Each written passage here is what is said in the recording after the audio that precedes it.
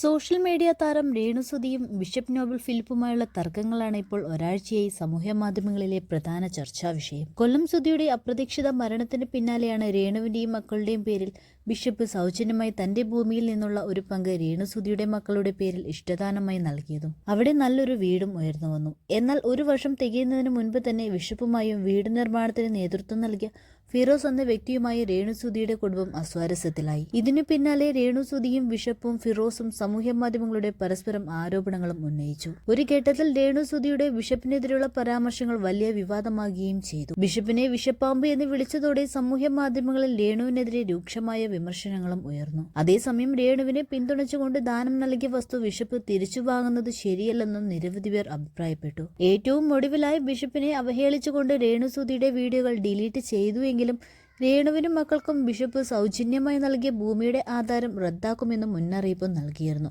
ഈ വിഷയത്തിൽ രേണുസുധിക്കും മൂത്ത മകൻ കിച്ചുവിനും ബിഷപ്പ് നോട്ടീസ് അയക്കുകയും ചെയ്തു. രേണുസുധി പ്രമോഷനുമായി ബന്ധപ്പെട്ട് ബഹ്റൈനിലായിരുന്ന സമയത്താണ് ബിഷപ്പിന്റെ നോട്ടീസ് വീട്ടിലെത്തിയതും. രജിസ്റ്റേർഡ് ആയിട്ടാണ് സുധിലയത്തിൽ നോട്ടീസ് എത്തിയത്. രേണുസുധി നാട്ടിൽ ഇല്ലാത്തതിനാൽ കൈപ്പറ്റാൻ കഴിഞ്ഞില്ല. ഇന്നാണ് രേണുസുധി പോസ്റ്റ് ഓഫീസിൽ പോയി രജിസ്റ്റേർഡ് കത്ത് വാങ്ങിയതും. ഈ കത്ത് ഒപ്പിട്ട് കൈപ്പറ്റി മടങ്ങുമ്പോൾ രേണു ബിഷപ്പിനെതിരെ നടത്തിയ ചില പരാമർശങ്ങൾ വീണ്ടും വിവാദമാകുകയാണ്. രേണുവിന്റെ വാക്കുകൾ ഇങ്ങനെയായിരുന്നു: ബിഷപ്പ് അയച്ച വിവാദ നോട്ടീസ് ഇന്നാണ് ഞാൻ കൈപ്പറ്റിയത്. ഇതിന് മുൻപ് തന്നെ ഈ നോട്ടീസും എന്നെക്കുറിച്ച് നെഗറ്റീവ് പറയുന്ന വ്ളോഗർമാർക്ക് കിട്ടിയിട്ടുണ്ട്. അതെങ്ങനെയാണെന്ന് എനിക്കറിയില്ല. ഇത്രയും അടച്ചു തന്ന നോട്ടീസ് ഞാൻ പോലും തുറന്നു നോക്കിയിട്ടില്ല. ഇത് കുറെ വ്ളോഗർമാർ എടുത്തിട്ട് അലക്കുന്നുണ്ടായിരുന്നു. ഇത് ബിഷപ്പ് അവർക്ക് അയച്ചു കൊടുത്തതാണോ എന്ന് അറിയത്തില്ല. എന്തായാലും ഞാൻ നോട്ടീസ് കൈപ്പറ്റി. നോട്ടീസിൽ എന്താണുള്ളതെന്ന് വായിച്ചു നോക്കിയിട്ട് പറയാം. ബിഷപ്പ് ബ്ലോഗർമാർക്കാണ് കത്ത് ആദ്യം കൊടുത്തത്, എന്നിട്ടാണ് എനിക്ക് അയച്ചു തന്നത്. ഈ കത്ത് സുധിലയത്തിൽ കിട്ടുന്നതിന് മുൻപ് തന്നെ വ്ളോഗർമാർ എടുത്തിട്ട് വിമർശിക്കുന്നുണ്ടായിരുന്നു. എന്റെ മാത്രമാണ് ഞാൻ കൈപ്പറ്റിയിരിക്കുന്നത്. എനിക്ക് കിട്ടുന്നതിന് മുൻപ് തന്നെ ഏത് വ്ളോഗർക്കാണ് ആദ്യം കൊടുത്തത് എന്ന് അറിയില്ല.